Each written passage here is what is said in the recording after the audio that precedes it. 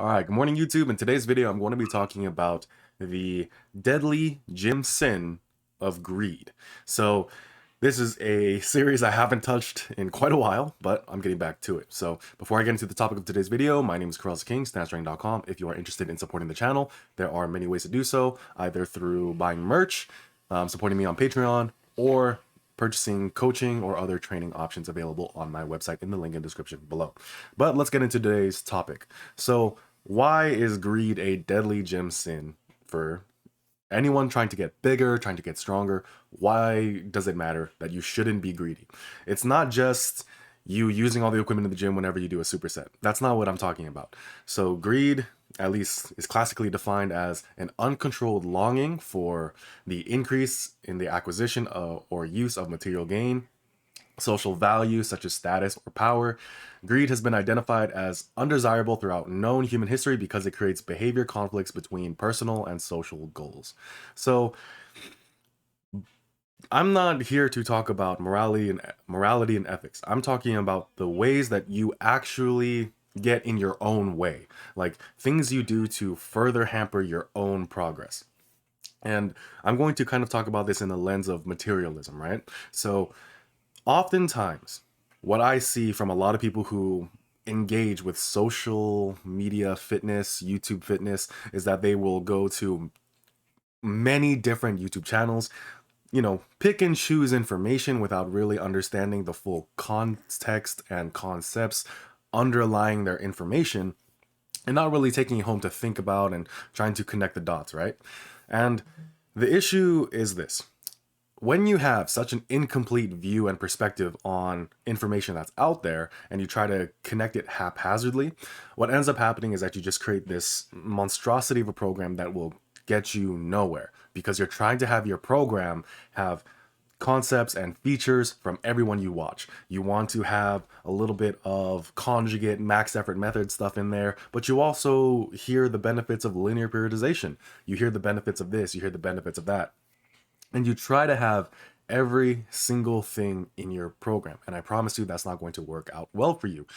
Trying to do too much in your program is not a benefit. We always, at least when it comes to impatient people and Americans, I am myself an American, we always think more is better. We always think if we just do more, work harder, everything like that, it's just all going to fall into place. And that's not always true.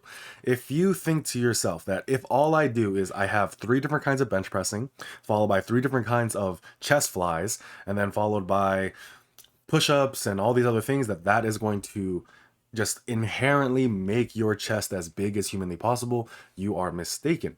Just thinking to yourself that if I do every single kind of curl under the sun and create new kinds of curls all the time, that's going to give you big arms, you are mistaken.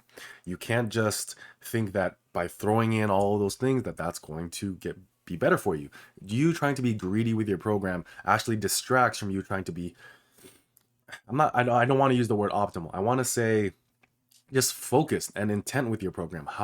And I'm not trying to say that you need to connect better with your movements. What I'm trying to say is that you actually just need to make sure that you're not relying on having so many different exercise variations, but you're just relying on having every single set be of quality. If that is taking place, you will get bigger. But if all you think to yourself is, okay, I'm going to do 15 different types of curls and get bigger arms, and you think that the 15 types of curls is what makes your arms grow, you're not going to find benefit in that. And it's not just because of whatever studies out there say that at a certain point volume diminishes. It's not that. It's the more practical side of things, where once you have 15 different kinds of curls in your program, you just won't be able to work as hard per set. Because I promise you, if you are actually working as hard as you possibly can per set, you will not be able to do that many exercises. So this is a dilemma that really affects people like myself, power builders, the people who want 2 things at once. And now let me say something about power building. Power building really just needs to be size and strength, right? It really does. And here's another thing. Power building is not an excuse to not make progress and not have priorities. You need to fully understand that Like, what is it you're truly after? What is it that really matters to you? In what ratios? In what context? Like, I really like the squat, bench, and deadlift, but I also want to look very big and muscular. There are many people I have met personally at the gym who we have very different looking bodies, but very similar levels of strength, right? I've also met people who have absurdly different levels of strength. Like they are like, genetic freaks, not genetic freaks. They are just freaks in the gym because they work hard and whatever genetics has to do with that, I don't really care. They work hard for what they've got, right? And but at the same time, while I'm looking at their feats of strength, because they don't look a certain kind of way, it's something that I personally don't want. For me, it is important to, and this is just for me. Like I'm not trying to project this on other people. I'm not trying to say that their feats of strength are not impressive. I'm just trying to say that why I train, why I work out, why I want to get better is because I want to look like Arnold Schwarzenegger, but lift like I'm goddamn like Julius Maddox or something like that, right? Like obviously that's not gonna happen, but why should I care? It's why I go to the gym.